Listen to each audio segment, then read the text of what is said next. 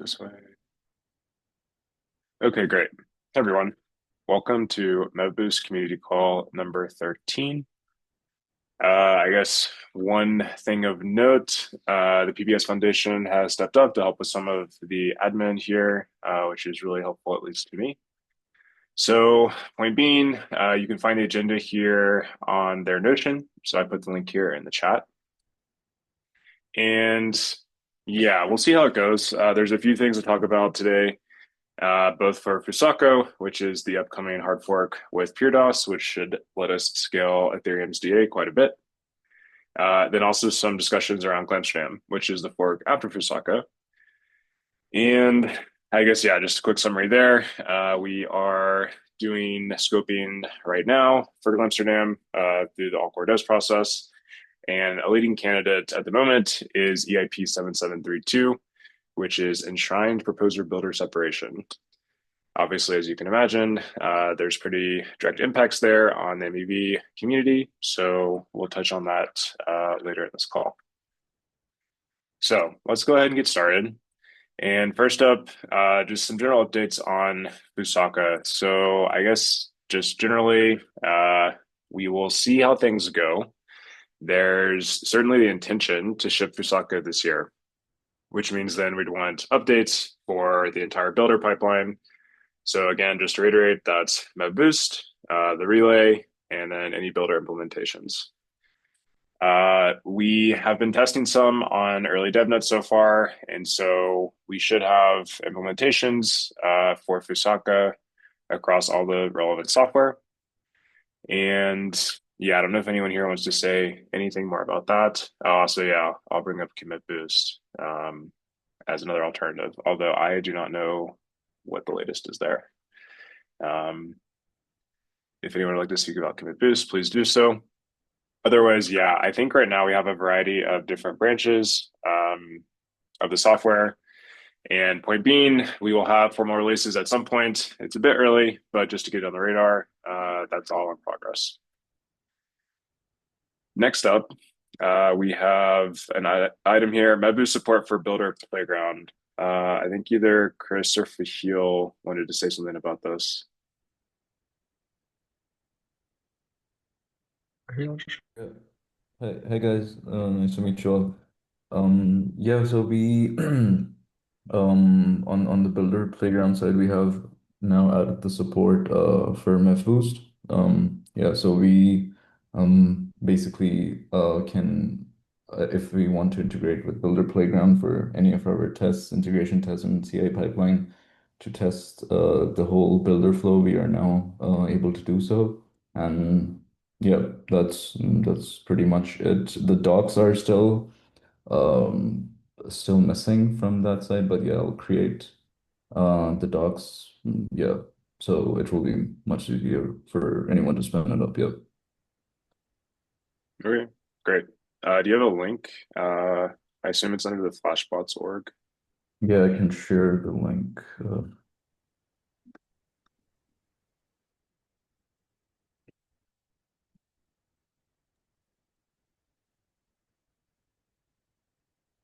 Okay, thanks. While you're grabbing that, I think then, oh yeah, here we go. Yep, just Builder Playground under the Flashbots org on GitHub. Great. So, yeah, assuming that's all there is to cover there, we'll move on to the next item, which is a change that we've made to how the builder specs work for Fusaka. This is likely the biggest change that relays and presumably builders need to be aware of for Fusaka. So we've added a v2 to the Git payload endpoint. Let me grab a link here. The relevant changes are here in this PR. It's number 123 on the builder specs repo. And essentially what this does is I'll just describe how the V1 works today, where a proposer has signed over their blinded block. They give it back to the relay. Once the relay verifies everything looks good, it actually returns the unblinded data to the proposer. And one thing in particular here with Fusaka, as we add this EIP PureDOS, which lets us scale the blob counts, there's well-justified concern that basically, say we go to like some huge blob count, this might be harder, especially for solo stakers or like weaker proposers on the network. So to get around this issue, there's a couple things we could have done. And after talking with many of you on this call and a number of core developers, we decided to move forward with the path here in number 123. And the way that it works is it adds a v2 that basically just removes any response at all.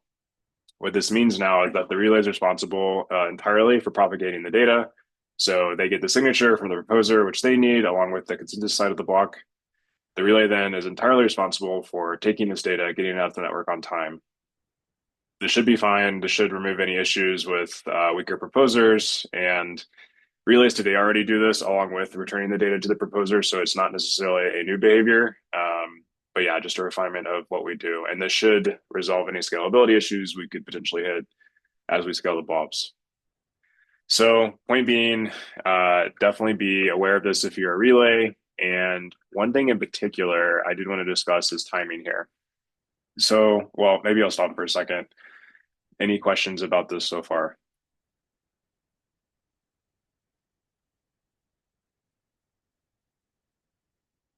Okay, looks like no. So then in terms of timing, so we were actually discussing with some core developers. Oh yeah, Lorenzo. Hey, I just had one question. It wasn't clear to me if by saying the older endpoint will be deprecated, does that mean that after Fusaka, are we still expected to support that, and then it will be fully removed when all clients support, or are all clients Yeah, expected to support that by Fusaka? yeah, I think we can kind of decide some now. So that also ties into this timing question. So the way that the PR is framed is that we would label the V1 deprecated as of Fusaka. So yeah, let's just say for argument's sake that we say by Fusaka, which again forks sometime this year. Relays all support V2. The way the PR is framed then is that relays would still support V1, but it would be marked deprecated.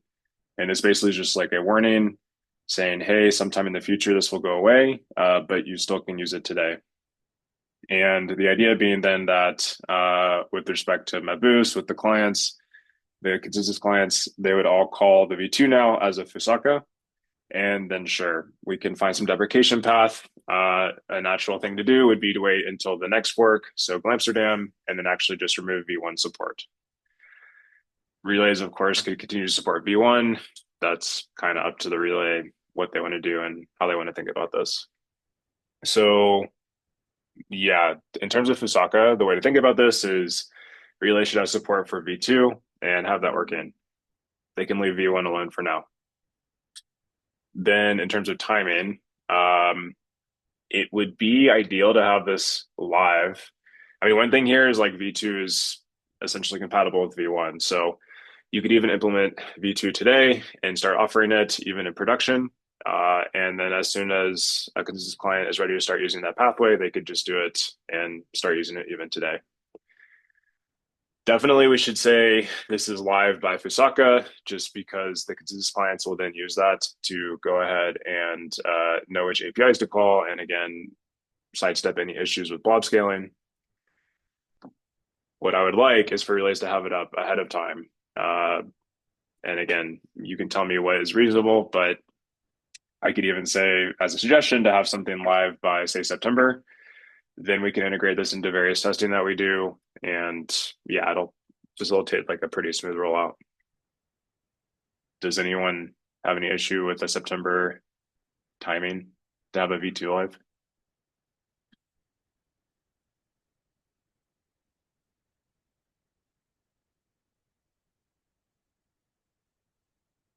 I guess one question in terms of like a reference implementation. Yeah, Bharat is here. Do you know if this is in the mev-boost relay implementation? Oh yeah, it's not yet in. Like I think we're still like reviewing. I can paste the links to the PRs, but we're still like reviewing that work and hopefully like I think file is working on that. I think he's gonna write unit tests and stuff, and hopefully we can test it, and it should be we should have something by the end of this week is what we're targeting as a reference implementation. Yes. Very cool. So yeah, so there'll be a reference implementation and just this canonical mev-boost relay repo that we all know very well. So that we could have together, and even as we go through the next month into August, there will be DevNet testing that we do. So we can start doing some early testing there. Then, yeah, especially if any relays want to have this live on their testnet infrastructure, say by September, that would be super helpful. And yeah, we can just keep moving forward around having this ready to go live before Fusaka. Because I think the way the consensus clients are thinking about this is that they would essentially wait until the Fusaka fork to actually start calling this endpoint. And yeah, for that to work, they kind of need to know that it's live. There is sort of a synchronization point here. So ideally, we can get it all together. And yeah, if we can't get that for some reason, we can adjust these timelines. But definitely, this will be something we want as we move into Fusaka and the future.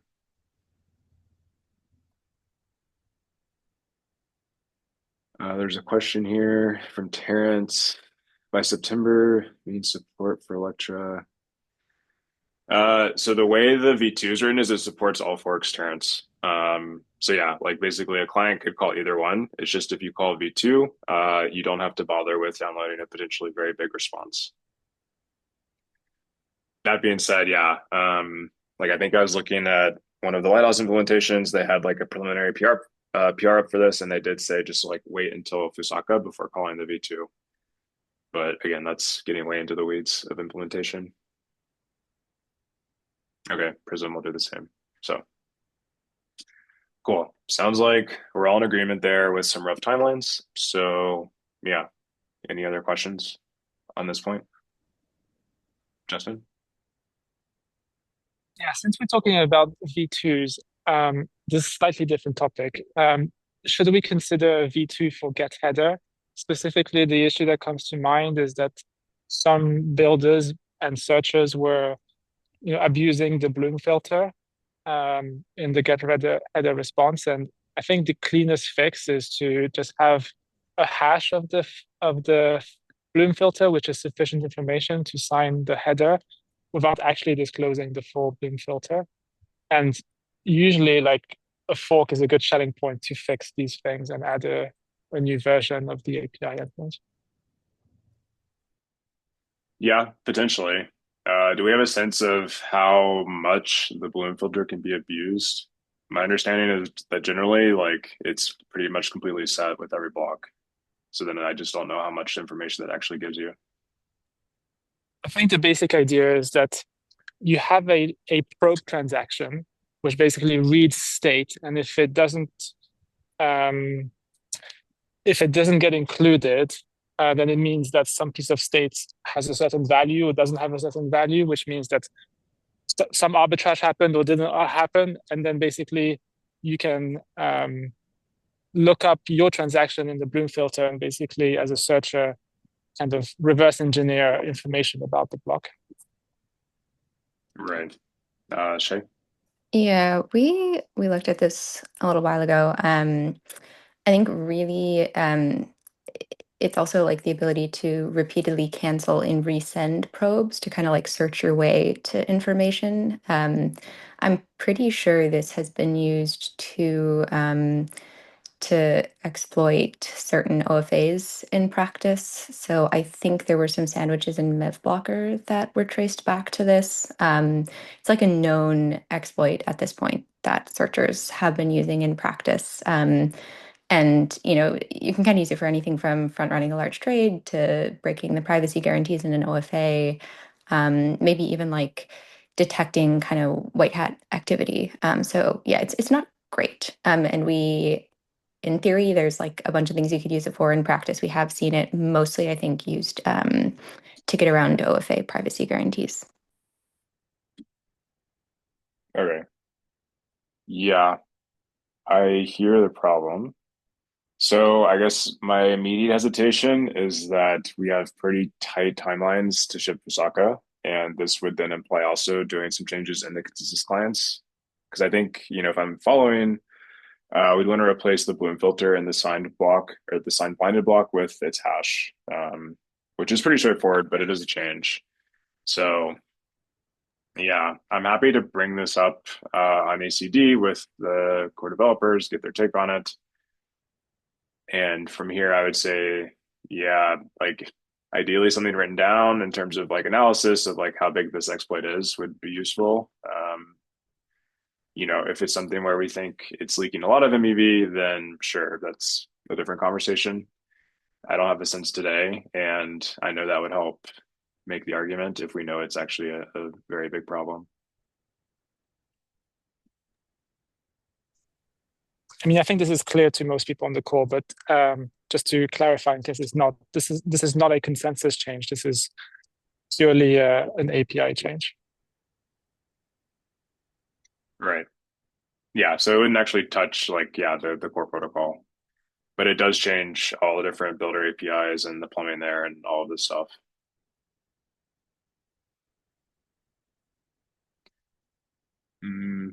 Okay. Well, if it sounds good with everyone here, I'll just make a note to bring this up on an ACD coming up and go from there. I'd want to get a sense from clients like how big of a lift they think this is, because I know they're quite busy just with the core protocol update with Fusaka right now.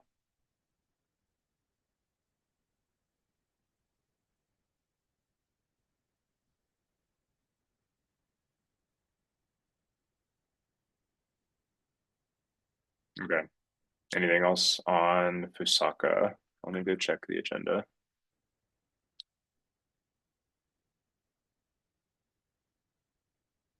Let's see. Yeah, that's all I wanted to say about V2. And yeah, we should be good there. Okay. Then the next point that came up, this is more of a prompt just to think about it. Okay, so relay DA discussion. And what I meant here, I guess there's two things. One is that especially with this change, with this V2 endpoint, that the relay is responsible for availability entirely. Relays should run configurations where they're essentially these like we call them super nodes, which is not a great term, but basically they're a type of node that is a maximum or like a maximal participant of DA custody. And again, this gets into the weeds of pure DOS, but essentially there's this notion of custody groups that ties into like how you work as an availability provider on the network. And I just wanted to flag that relays should know that they should basically run as, this sort of full node or super node in this sense. I actually, let's see, Terrence or POTUS are here. Any other client developers? Do we know? Is it as simple as saying like subscribe all subnets? Would that be the recommendation to be a super node under pure DOS? Yeah, it's just one flag.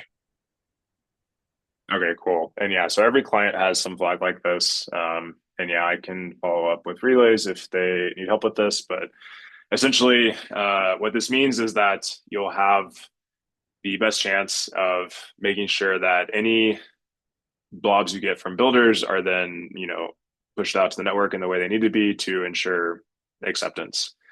The idea being is that if you don't do this for some reason, you might not get the same sort of response in terms of pushing data out to the network. And that would then mean that for a builder that gives you a certain block with some blobs, it might not be accepted by the network. So just like a small thing to flag, but something to have on the radar.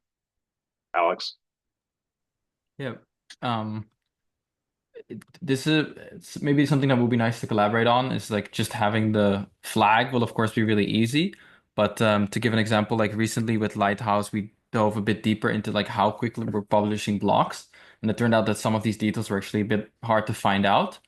And I similarly here, I think it could be really nice to collaborate on like how can we get out of the node some stats, some metrics on how well we're doing, as it were, and to make sure that we have enough capacity that we're spreading fast enough. Like I would love more collaboration there instead of just enabling the flag and hoping that we're doing a good job. Yeah, it makes sense.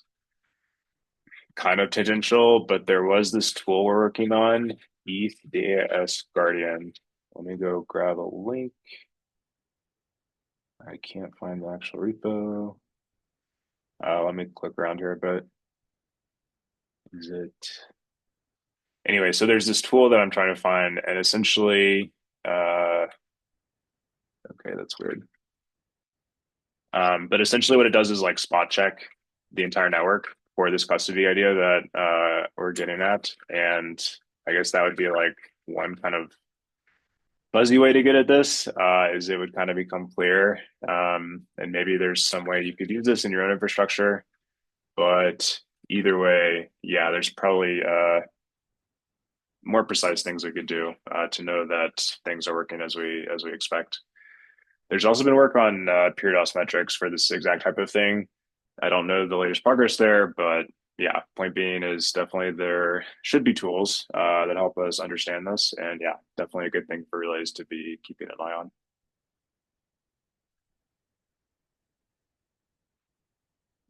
Okay.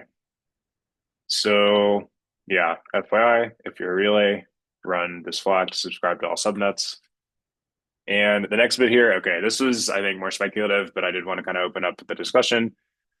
So there's a few senses here again. So maybe just to frame this, with Fusaka, this upcoming hard fork, we have this new DA technique called PureDOS, and it lets us scale the DA throughput by basically sampling a subset of all the blob data, and it's done in sort of randomized way, so you have security guarantees, and yeah, this is how it works. The thing is that there's a couple things here, and so one, I guess the main difference with PureDOS now is there's this notion of custody of these subsets of the blobs that you randomly sample as a node on the network, and yeah, let's see. So I guess the first thing is there's custody within the current period. And the way this works is that there's this like fixed sort of look behind of when you hold these different custody groups. The idea being you can print them afterwards because essentially at that point, they don't help the protocol with availability anymore. So you can just get rid of them. There's been discussion around how to make this easier, both for node operators, also more secure in failure scenarios. Say there's like some partition of the network. We now are in a period of non-finality. There's concerns around re-downloading all the custody groups you should have. And there's some ideas around tooling here. And I suppose the ask here is just, relays, if you're interested in this, you could imagine acting as a node in some sort of this recovery network. At a high level way to think about it is you'd basically be a CDN, like a content distribution network for these different custody groups. If you're interested in this, I think just reach out to me. It gets really detailed really fast. And there are some early designs around what this would actually look like, but it's a way to help the network. And yeah, if that's interesting, I guess just reach out to me and we can kind of go from there. So that's the first phase, or like the first set of concerns here around the like active custody of DA under PureDOS. We can also then think about blob history. And here I just have a general ask that if you're interested in doing this, say you just have a bunch of bandwidth that you want to provide, you could think about providing blob history almost as like the standard service. And this is kind of outside the core protocol operation, but you could actually just be this like index of all blobs, especially as we move to like higher blob counts, especially as more blobs become private. Relays are natural actors to have this data and also to host it. And again, kind of a general query. If this is interesting to you, reach out to me. We can kind of take it from there. Any questions about that? That was a bit rambly.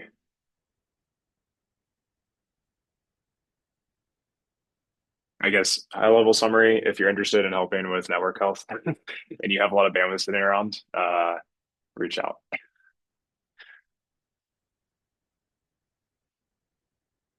Okay. I think that's everything there on DA under Fusaka. Okay. So any other Fusaka questions? Otherwise, we'll move to Glamsterdam. Add to mempool. Yeah. Matt, exactly what mempool dumpster are you talking about? The Flashbots offering. Okay. Yeah. So, and that's kind of the thing. Like this point here is more just like different, like the way to think about it is like reaching out to different community members, like rollups could do this. I think especially under PureDOS, rollups will be another such actor where they're naturally positioned in the network to provide the blob data in the way I was just touching on. You could imagine, different rollup DAOs or like funding these services for the network because, and maybe this part wasn't clear, that makes everything make more sense. Under PureDOS, any particular node doesn't actually have the full blob data. And so if you want something like that, say because you're a rollup, you need to find it in some way. And there's different ways to do this. One of them is being this like quote super node I was talking about, where you basically just, rather than run the default behavior where you have a subset of the blob data, you then actually just have it all. I think relays will also want to operate in this way, again, to help builders with any blobs they want to get out in the network. And yeah, it's essentially this thing where the more the merrier. The more we have people in the community who offer this service, just the better the network will run, essentially. And again, like the way the protocol is designed, it works without this, but it definitely helps to have, this essentially this like margin on top for these different types of services around the blobs. Okay. Enough about blobs. We'll turn now to Glamsterdam. And yeah, the main thing here is EIP 7732. I'll grab a link just in case someone hasn't heard of it. Let me grab a different link from the one in the agenda. So here's the link to the EIP. Okay. There's been quite a bit of history here. 7732 is essentially this version of PBS that is enshrined in the protocol in some way. It's currently a leading candidate for an inclusion as a headliner in Glamsterdam, meaning it would be, in this case, like the big seal feature that we ship in the Glamsterdam fork. Again, this would not be the fork in Fusaka that we aim to launch this year. There would be a fork next year with Glamsterdam that, presumably, assuming it makes it through the ACD process, would have this as like a core component. From here, this touches many pieces of the MEV pipeline, right? So you could even imagine things like getting rid of mev-boost because it does now allow the sort of separate way to communicate directly with builders. There's like essentially this like trusted or trustless payment, however you want to think about it, in the protocol itself, which then kind of potentially removes the need for relays. There's many things here that touch on many things we all work on every day. So there were a number of different presentations here. I guess before we go to those, POTUS, because you're one of the main champions here, is there any like high-level summary you'd like to add beyond what I just said? Or should we just go to the different presentations we have? I thought Terrence had something. Yeah, so there's an item here just to give an update on the latest on the spec. Yeah. We can get to that later, but I was just wondering if you wanted to add any more context before we dive into things. I think we're all pretty high context on this, so. Yeah, I suspect everyone here already knows what the IP is. Okay, then let's get into it. So Christoph and Bruno from Flashbots wanted to cover the free option problem in ePBS, and this was a post that I just saw this morning, so it's pretty hot off the presses. But yeah, I'll turn it over to you if you'd like to give us an overview.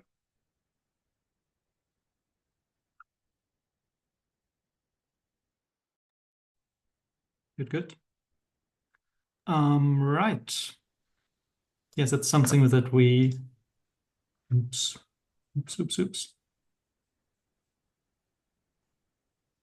Can you see my slides?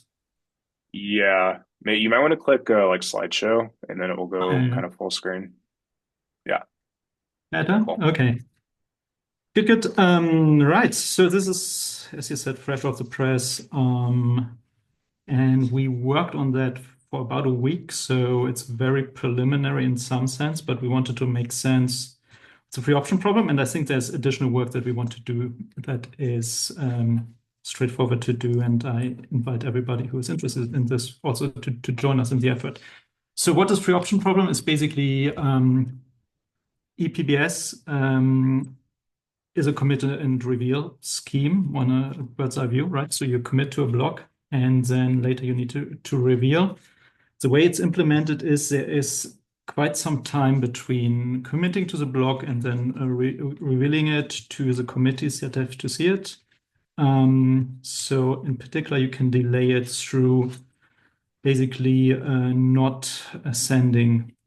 I'm waving my hands a lot by not sending blocks in time, right? And that gives you the different estimates on how that delay is, but up to 8 seconds of a delay between committing to a block and then actually revealing it or not revealing it. And if you're not revealing it, then you can basically, it's equivalent to posting an empty block. That is an option. What is the optionality of that is basically you can revoke the block after a couple of seconds if you don't like how the word looks like in 6, 7, 8 seconds. We looked at it more from like a trader perspective, searcher perspective. I think I would also recommend this general feedback for this. We are academics or we are researchers, but you should talk to searchers. You should ask them how they would interact with that. I think that gives some insights. For example, I think somebody from SCP who said, okay, this looks like a very valuable option. We should expect that people use it 10 to 50% of the time, and like these are huge numbers. And they probably have an insight of how you would exercise this option optimally in a trading context. We did it a bit like with napkin math and a bit of data, but I think you will get the gist of it. So what is a TLDR? So exercising the option can create a very bad form of MEV. It's a form of MEV where you basically exploiting the MEV has the externality on people that we produce empty blocks in some frequency, right? By exercising this option. And then what matters is how often this option would be exercised if people would exercise it. We do some napkin math that say, okay, current specification might lead to option value being high and exercise probability being substantial. And the factors that matter in this sort of values is basically how volatile the market is. So you could expect that the option is more valuable and will also be exercised, more often on days where there is high volatility, and it is a function on liquidity. So if we are sort of in a best case scenario, or depends on whom we ask, but in a good case scenario where a lot of trading activity in the future and a lot of liquidity is attracted to Ethereum L1, if that is a scenario, expect that the option becomes sort of more valuable and be exercised more often. So if there's more liquidity for trading on L1, because exercising the option or using the option requires liquidity quite a bit. Right, and then it also matters how long this exercise window is, right? So the free option window. So if you could shorten the free option window, that gives you sort of a mitigation. And roughly what matters is the length of the slot, so the 12 seconds versus whatever you have as a free option window, right? 8 seconds or so, right? So the ratio of those two matter. Okay, that's a TLD on that. And then, yeah, additional sort of side effects that didn't look good to us is probably you could have this scenario where, I don't know, we make on-chain trading, we reduce MEV. So you basically exercising this option, you give up on MEV just in time, so to speak. So, and then if it's on the margin, we look at the MEV per unit of liquidity provided on chain. So if you able to reduce this to better mechanisms of trading on chains, you make AMMs work better, these kind of things. So you leak less MEV per unit of liquidity. The problem gets worse, right? Because it makes a trade-off, the marginal value of the option or relative value of the option relative to foregoing this MEV that you would otherwise capture larger. Okay, bunch of negative effects. Obviously, we also, if you have time, we can talk a bit about mitigation. Bruno has some ideas about mitigation. Okay. Who likes roulette? Who likes casinos? I think that's a good way of framing it. That's the way we think about it. This is in Cannes. We went to the casino at ECC. So one mental model that you can have is, okay, suppose you go to the casino, you play roulette, and you have an option that says, okay, after the next spin of the roulette wheel, if you don't like the outcome of the spin, let's pretend that the spin never happened, right? And then we revert basically that spin of the roulette wheel. And then you can think about, okay, what would be the value of such an option if I would go to the casino? And you can imagine it is large, right? So you make basically almost 50% in expected value per units that you can bet. And then basically the value of the option is bounded whatever is the maximal bet size in the casino, right? So the larger the maximal bet size, the more valuable the option. Okay, that is a mental model. How does it relate to Ethereum, or how does it relate to finance? Basically because you have the effect of liquidity, right? So if you do the same in Binance, for example, you would, or on chain in Ethereum, so the size of the bets that you can take is basically, or the size of the bet you can bet on the roulette wheel is the liquidity on chain or on Binance or wherever you trade. And that factors in, right? And then the EV is, of course, a different one, right? So in roulette, you have close to 50%. If you trade ETH on frequency of 6, 7, 8 seconds time window, you have like 2 bips or something like this. So that's substantially below. But if you have sufficient liquidity, you can basically pump up the value of this option, right? So you can, if you would be able to trade 1 million of liquidity with, or 1 million of notional without almost any slippage, as you can do in Binance, right? Negligible slippage, then you can make 1 million times 1, 2, 3 bits, which is $100 or $200, $300 per spin on this Binance casino wheel. Okay, so that's the order of magnitude you have to think about. So the trade-off is between liquidity, so the amount of notional that you can trade with sort of almost no slippage, versus how much volatility is in the market, right? And that is basically this we measure in these flips. Okay. So that's sort of if you do it in sort of isolation. But now you also have the trade-off, right? So and then we did some napkin math in this post where we compared. So this is a value of excess of having the option in assuming that time horizon is 8 seconds, and you compare it to or you calculate it relative to the MEV that you can get on 12 seconds of slot time.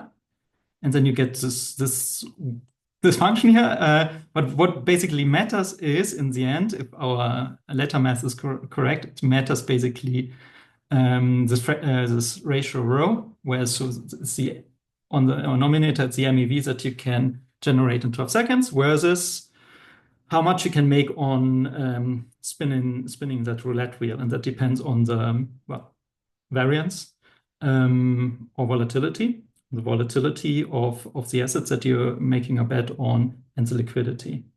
And then if you want to go super napkin math, you can make the following argument, right? So how much MEV can you extract in 12 seconds? Well, a subset of that MEV is basically arbitrage trading. Arbitrage trading, you can basically think of it as exercising a trade at the very last moment to capture the price differential between the stale liquidity or stale price on chain and the newest price of an external price signal, as you capture that difference. Now, you can capture almost half of that difference if you would do something like this. You start at the beginning of the block, you put some trade in, right? You say, I trade that amount of notional. I trade long ETH with all of the liquidity where I get a good price on Ethereum. I wait until the end of the slot. Well, if the sort of price moved against me, then I cancel that trade, right? If I'm an integrated builder searcher, I might be able to do that. If it goes in my favor, I leave the trade in, and that allow me to capture some arbitrage value. And that is sort of, if you think about it, it's a coin flip where the price goes up or down, approximately in the length of 12 seconds or a block. So that should give you an estimate that basically the value of that option is about half of the sexdex arbitrage that you can make in the same amount of time. If we would have, 8-second times, and then you can do this argument, okay, we could wonder, okay, how much arbitrage gains can you make in 12 seconds versus 8 seconds? And then some people argue, okay, it's a square root of time that it scales with, and then you get some exercise probability of 11%, for example. So that's napkin math, but we also did some, preliminary data analysis to check how it would look like. So on-chain trading is very, very messy. So we looked into Binance. What would happen if you would trade 1 million notional on Binance in 8 seconds frequency, and you would have a free option, right? So you get this kind of return distribution. With the option, you basically get everything to the right of the zero, right? You get in terms of returns, or if you choose to bet on the negative spins, you get everything to the left of the zero. On that, basically the mass on left or right to the zero is the same almost. And so you get on 1 million of notional on Binance is this return profile here, okay? Somewhere between 1,000 and basically -1,000 and so on. What is it on average? You get something like this. You get the right-hand side is the return that you would make for different sort of lengths of this of that option time window. Okay, so you get substantial amount if you could trade 1 million notional, and you can do that on Binance, right? So with very low slippage costs, you can trade in very liquid markets like ETH and Bitcoin and so on. You can trade 1 million notional with small slippage. Of course, you have trading fees as well on Binance, right? But if we do on-chain trading and we would have comparable liquidity to Binance on-chain, you would have basically you wouldn't have you would still have the slippage cost, but you wouldn't have that amount of fee that you paid to an exchange. And then you get this order of magnitude. So you get if you do that over a day. I did it 2 days ago. No, yesterday on the data. You would make around 120 per 8 seconds, I think, which gives you 1.2 million per day approximately, right? Having that option on Binance. Trading the sizes that would allow you to execute this trade. And I mean, I described it to you. It's a very stupid strategy, right? So you trade maximal notional that doesn't give you a lot of slippage, and if you don't like it, you revert it, right? And that is what you get on Binance. Okay, so those are sort of the order of magnitudes. I hope the intuition makes sense. And then I think Bruno also wanted to say some additional things about how we mitigate that problem. But sort of we want to do additional work on the empirical side. But my TLDR is it's substantial potentially if somebody will do it. And it's easy to exploit. Right? Yeah, so as I hopefully you can hear me, but as mentioned by Christoph, we need a ton of research on both potential solutions and the magnitude of the problem, both theoretically and empirically, I would say. But solutions we thought, we thought of these 3 groups: additional slashing, shortening the option time window, and block listing. Block listing, I think, is the one that right now is considered, and we are right now at least, or this is my opinion, I don't like it that much because essentially searchers that value it the most, the option builders that value it the most are builders that do not have private order flow. So we are newcomers, and either we make the builder set permissionless or we will have civils, which they will generate new accounts and keep doing it. So I think that's not a very stable solution.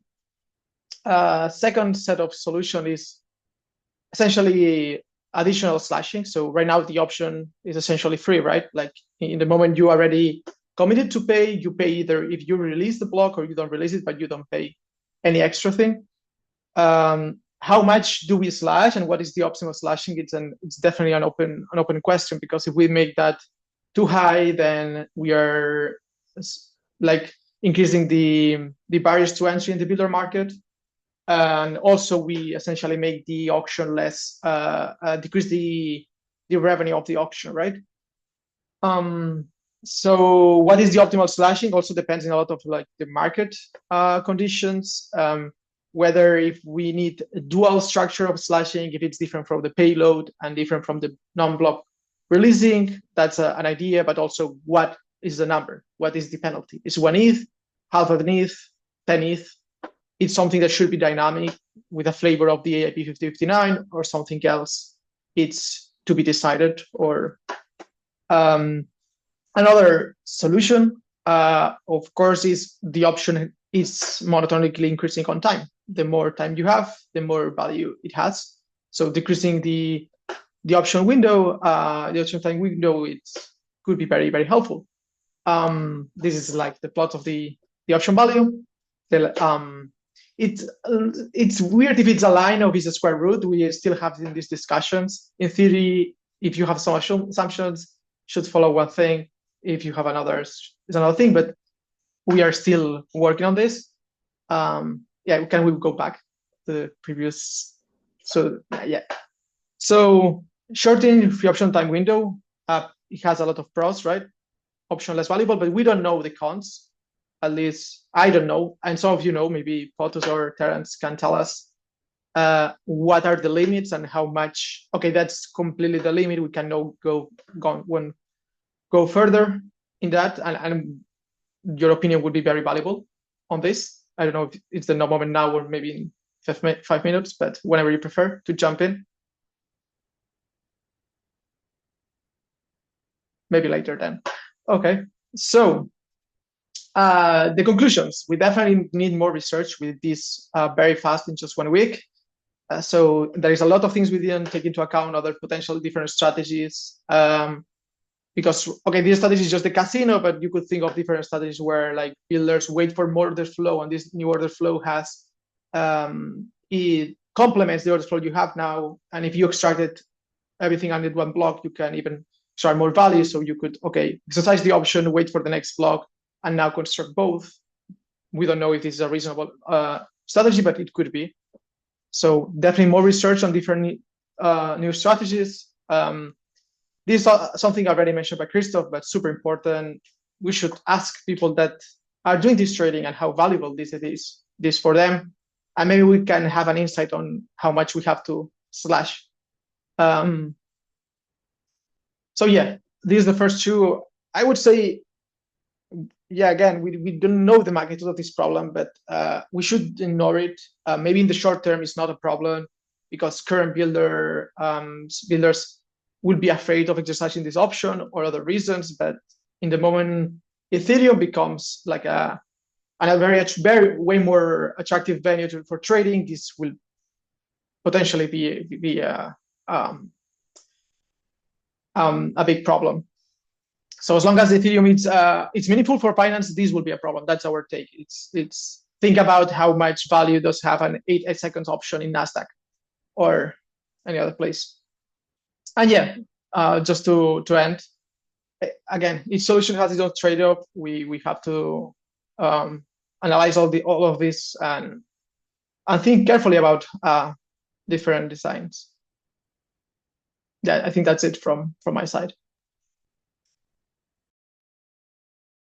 Cool. Yeah, thanks for that. Yeah, Justin. Yeah, just a very quick hot take. Basically, the way that I think of EPBS is as potentially being a stepping stone for APS. And so the question around how to size the collateral and the slashing is a temporary one. And I guess, we have this minimum balance to be a validator of 32 ETH. And so maybe we could just slash 32 ETH or a subset of it. It sounds like 32 ETH is more than enough to cover the 8 seconds of option value. I mean, it will be enough for most of the cases, right? It's sort of the thing. It's a bit asymmetric volatility or value, so you might not capture like the extreme events. But yeah, if you can slash 32 ETH, sure, that's a solution to the problem.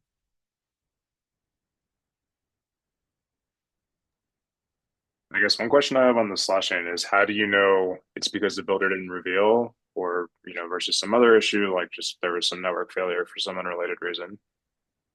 Because I feel like, in order to slash the builder for this, you'd need to know it was, an action they took. Yeah, we don't know. Okay.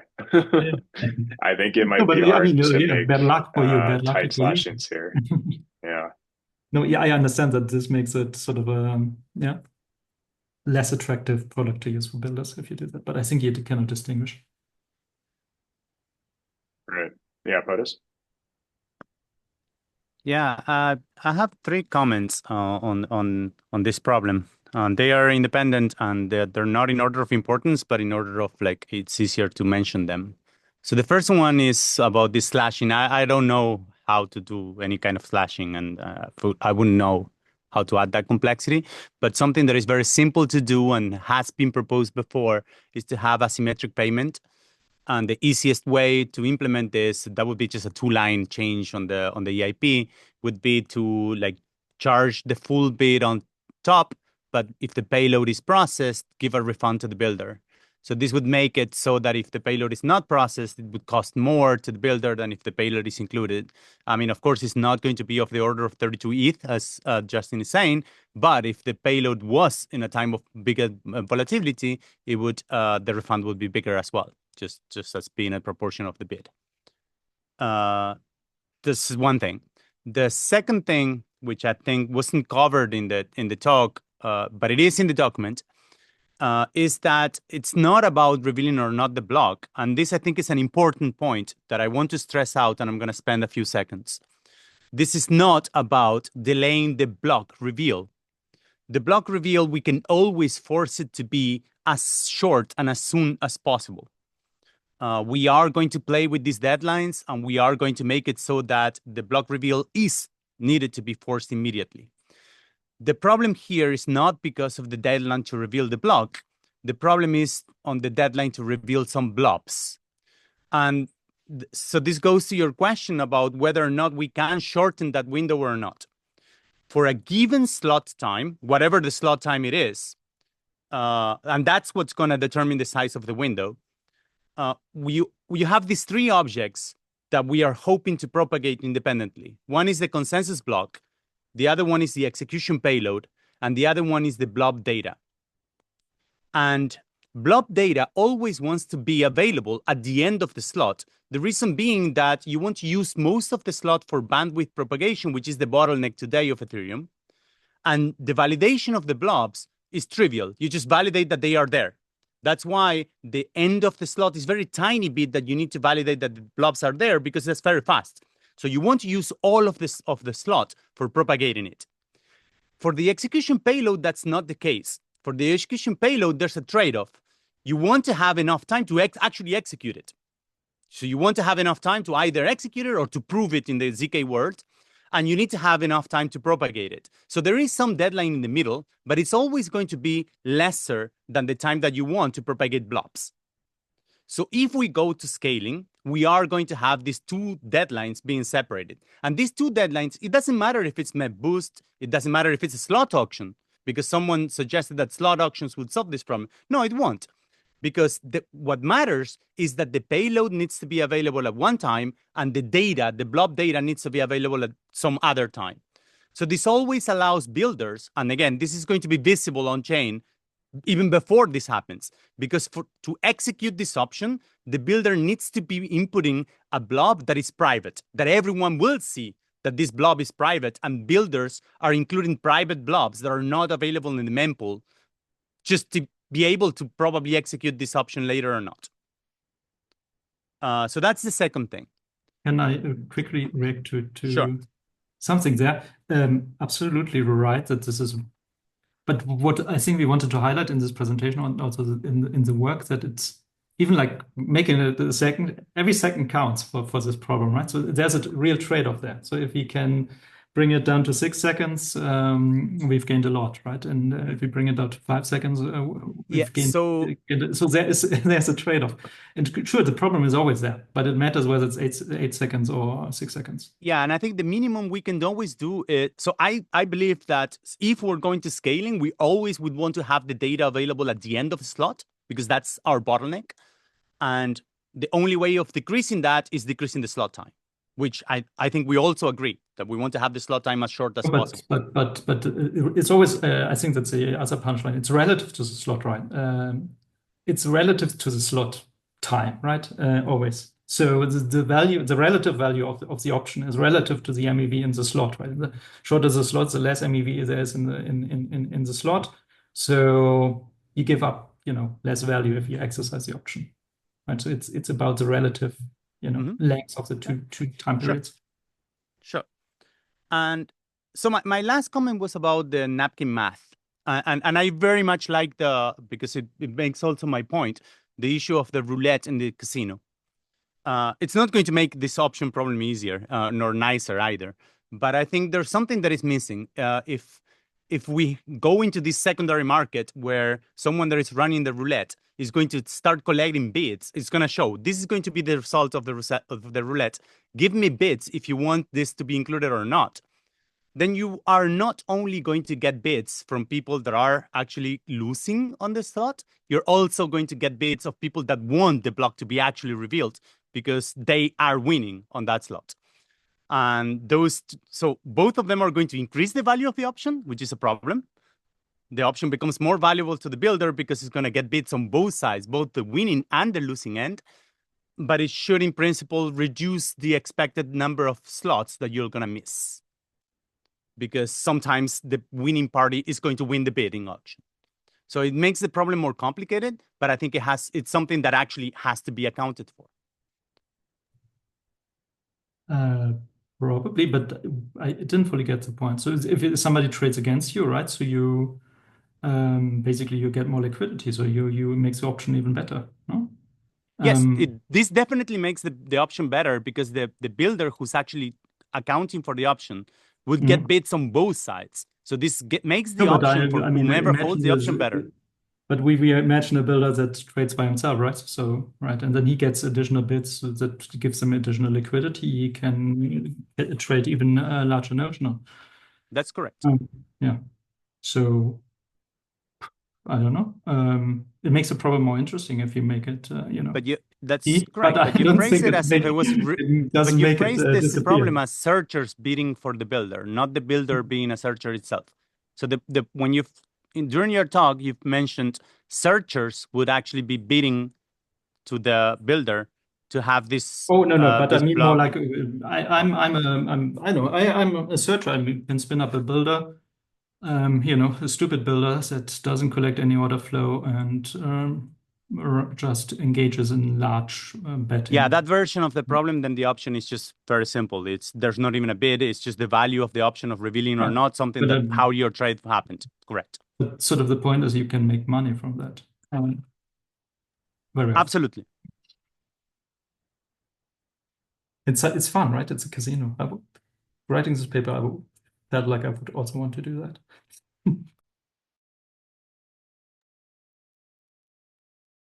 Okay, maybe to summarize this a bit, it sounds like the most promising mitigation here is just having the payload reveal deadline be as early in the slot as possible, right? No, again, the problem is that the payload reveal time, the distance between the payload reveal time and the blob data availability deadline is what makes the problem. The problem is really the DA is not the payload.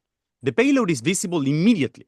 All transactions, everyone sees it. Even the market can actually start reacting immediately because they saw the payload, and people in Binance can be trading as if this payload would be visible or not. There might be bets and hedging about those transactions being visible or not. And it doesn't matter if this is a slot auction or not even, because if it were a slot auction still, the payload eventually comes visible, and it comes visible early in the slot because you need to execute the payload. But the DA happens late in the slot because you want to scale DA. That distance is the problem for this option. And this distance would exist in APS. It would exist in mev-boost, sort of like DA. If you make the payload available at the same time than the blobs, then this problem kind of disappears. But I think in slot, in APS or these kind of things, you don't have the negative externality, right? So you can still post a well, you do if you still have this sort of like this sort of system in which you require the payload being available early because you need the chain to execute the payload, and the blobs being available later. because you No, need but to I'm saying have the time I agree with you that the optionality is still there, but the negative effects of exercising the options are not as bad. Why not? I mean, you could do something else and just, post an empty block. You can do something else, right? I'm completely confused. I mean, this is a statement about the payload that was already revealed and it was already committed, and you withhold a you committed to private payload. blob. I understand Yes, the payload is formulation. always revealed before the blobs. That's my whole point. This issue happens because the payload needs to be revealed before the blobs, because the payload needs to be executed, but the blobs do not. Yes, thank you for the clarification. Yeah, then it's, whenever there is this, you have a problem, and don't know. How to solve it. So you could imagine a design of APS where basically the builder will consider multiple possible futures, and for each future will basically gossip the various blobs, and then when it's time to commit, they will choose one of the subset of blobs. And here you still have the optionality, as Christoph was saying, but you don't have the negative externality of an empty block.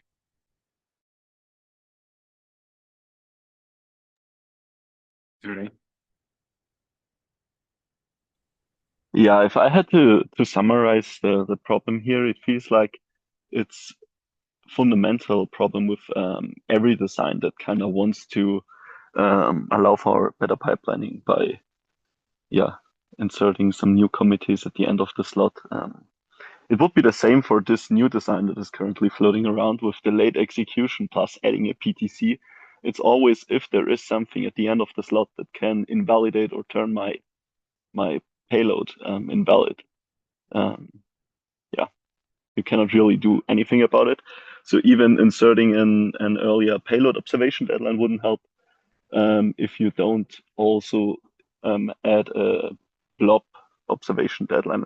But then we give up on the complete pipelining.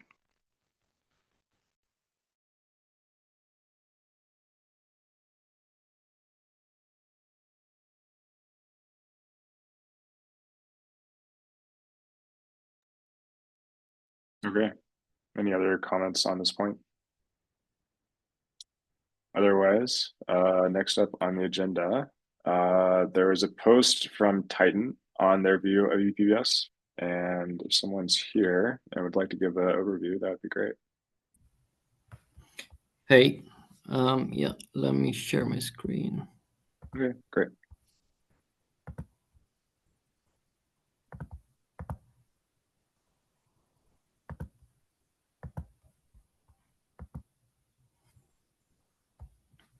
Can you see?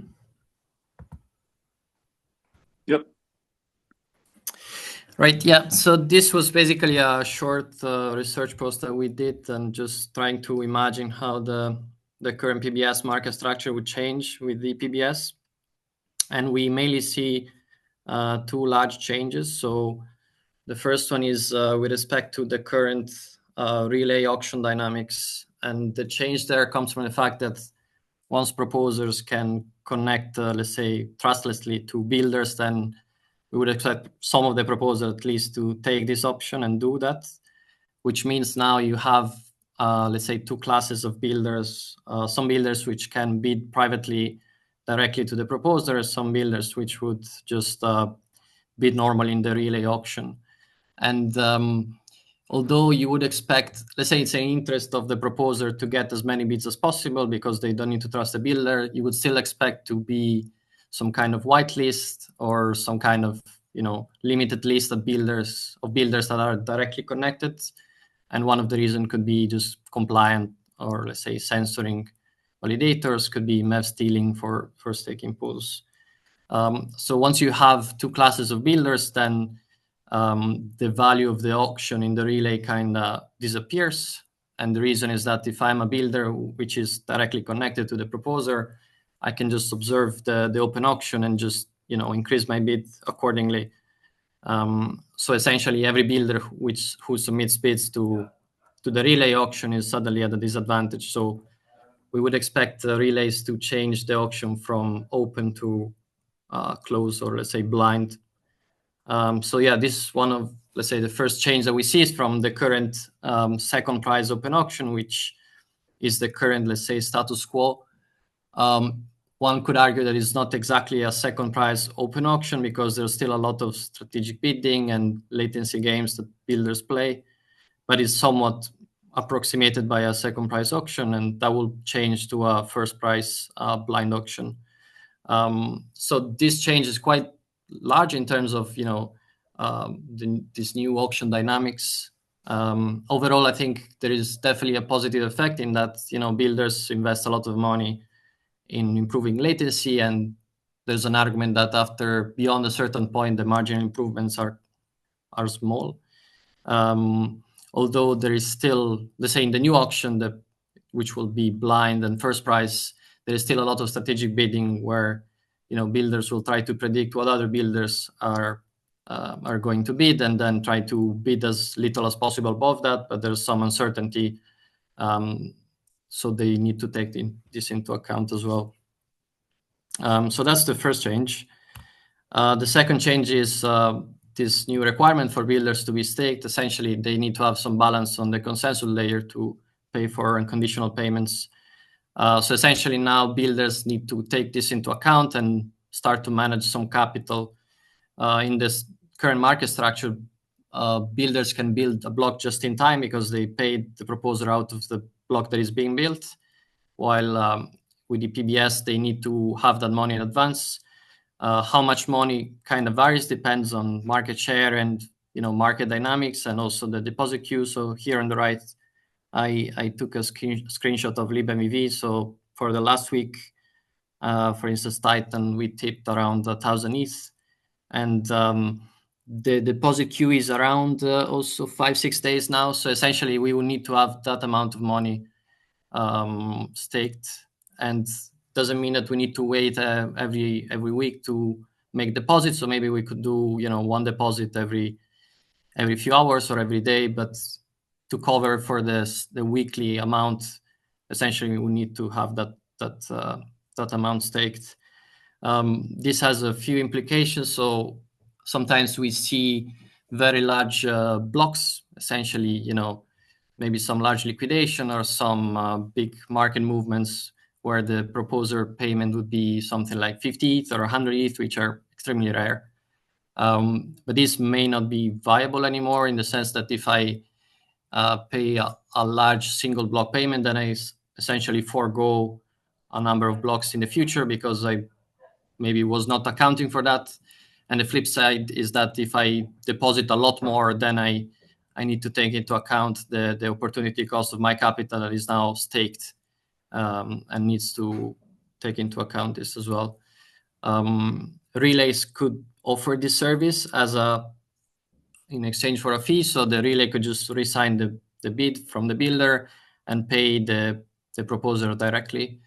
Of course, this assumes that the relays can source this, let's say, large amount of capital, because it could be potentially, you know, several builders. So yeah, in the order of, you know, thousands of ETH potentially. Yeah, that's pretty much it. So I think on the auction side, the effects are unclear, in the sense that you know, there is a change in auction, there is some change from open to first price blind auction. It's unclear to me, at least, whether the equilibrium bid will be higher or lower. I think there's some saving in terms of less investments on some latency games, but the uncertainty and the strategic bidding is still there. In terms of builder concentration and the competition, we think the effect will likely be negative, mainly to the advantage of larger builders. And that's because of the increased capital requirements that I was just mentioning, and also the fact that probably larger and more established builders will be able to connect directly, while, you know, random builders will not. And yeah, just a final note that these effects, you know, could be counterbalanced by the L1 scaling effects, which are, yeah, outside the scope for now. Yeah, that was basically it. So if there are any questions. Yeah, Tony. Yeah, Tony, did you have your hand up from earlier? I think it might have been Yeah, blinking. I still have my hand up. Sorry for that. Okay. POTUS had a question about this deposit queue. Yeah, so I have no comment, but I do have questions about the deposit queue. I want to understand how much of a problem would be. So I understand that if you're a large builder and then you're like, you need to deposit about 1,000 ETH per week, that's gonna, I mean, it's impossible to avoid. But I wonder if like managing the deposit queue length and if the deposit queue gets large is an actual problem or it's just a small nuance. Because from my point of view, from where I stand, like changing this so that builders have an independent churn or an independent queue is trivial. It's just a 3-line change on the EIP. Like you could just have the deposit for builders being front running, or like the first 3 deposits for builders front running whatever deposits is for other validators. This is just a 3-line change, and it's trivial to implement. It doesn't add any complexity. So if this is an actual problem, the length of the queue, not the fact that you need to deposit, but if the length of the queue happens to be an actual problem, more than being just a nuance, it might be justifiable on our side to add these 3 lines. I think from my point of view, it's definitely part of the problem, and having a separate, let's say, short and very predictable length queue would definitely help. Well, we couldn't make it predictable, right? What could happen, the easy change would be that you process, say, per block, you process 3 deposits for builders, and then you just do the normal run. So because builders are identifiable on chain now. So if you're sending a deposit and I see, I would process the first 3 deposits that are for a builder on every block and then do the normal run. Then if there are a lot of builders that are depositing, that churn is still going to be there. Yeah, I think that would help. But then the balance on the consensus layer will also be separate. So I have one balance for just bidding. No, so builders have a different withdrawal credential than normal validators. So that's how you identify them. So when you're depositing, you just check that you're depositing to a validator that has a builder withdrawal credential. Okay.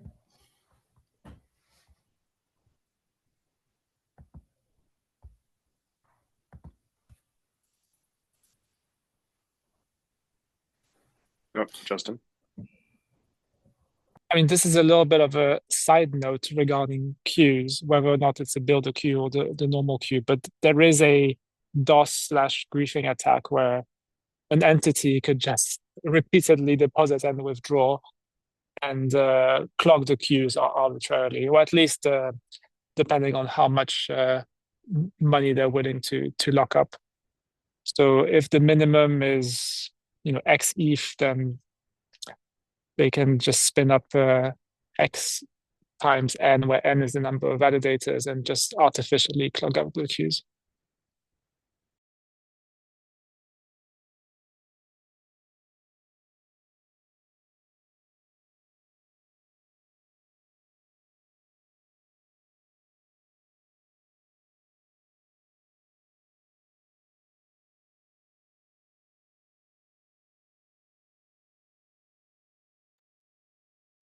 Sorry, I was typing in the chat.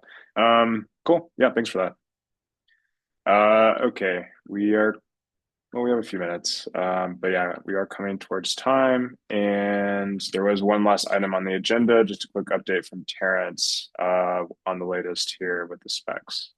Yeah, I don't have any slides. I also didn't do much of this work. This is mostly POTUS and Francesco, so I'm just gonna drop the links into the chat here.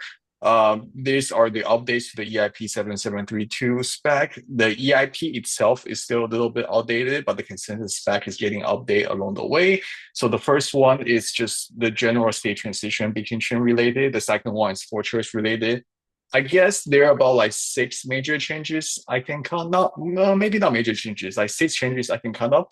Maybe 2 of them apply to this forum here. So I don't want to get too much into the depth. I think the first one, like we mentioned, that the builder now has its own withdrawal prefix. It's for 0x03. You can still self-build as long as you specify the amount to be 0.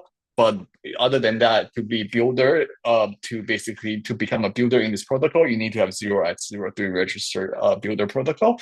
And the second one is the second one to mention is the withdraw payment mechanism queue. So basically, we added 2 queues, one for pending transfer and one for pending withdrawal.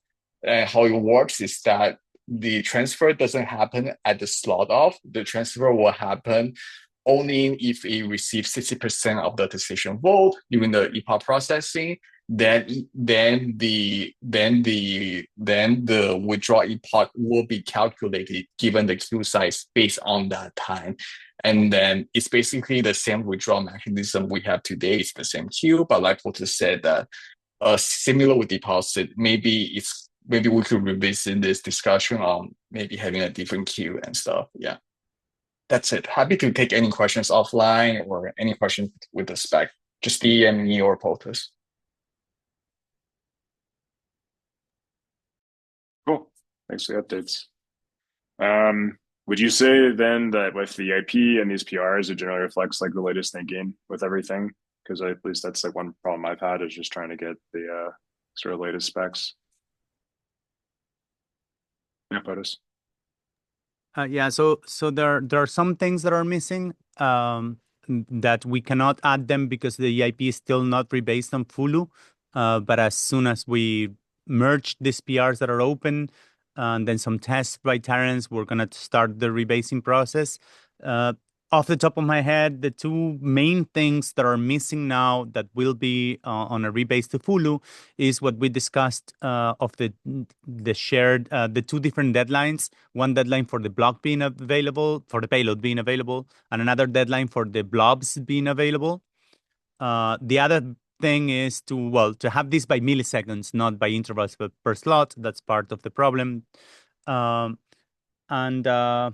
What else? I had another one in mind, which is escaping my mind.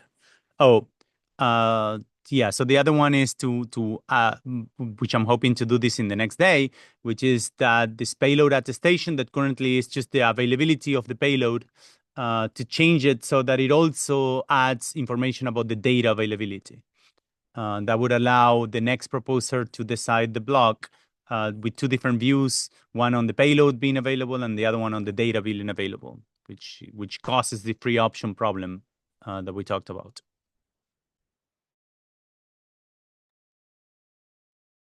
Okay, thanks for that. Okay, that was everything on the agenda today. And if there's nothing else, we'll go ahead and wrap up. Thanks, everyone. Oh yeah, Justin. Sorry, commit boost was mentioned at the very beginning of the call, and I think Drew wasn't on the call at the beginning, but I see him.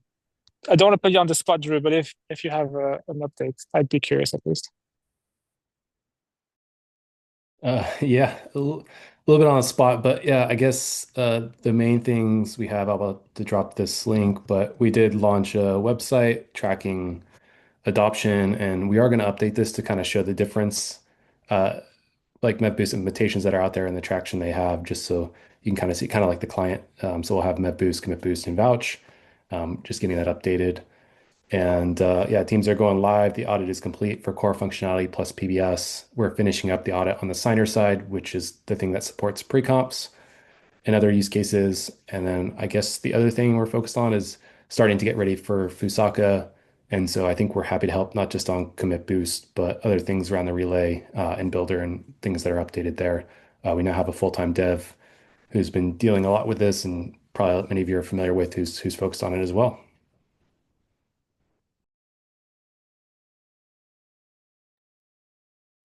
Cool. Thanks.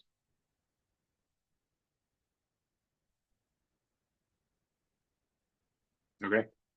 Any other comments or questions? Otherwise, we will wrap up for the day.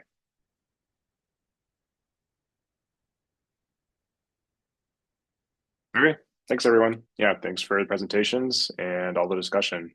Really interesting to see, and yeah, we'll keep moving everything forward. I think just in terms of the next call here, it'd be good to have another one like this before Fusaka. So at least have something like that on your radar in a couple months' time. Okay, see y'all later. Thanks. Bye bye. Thanks.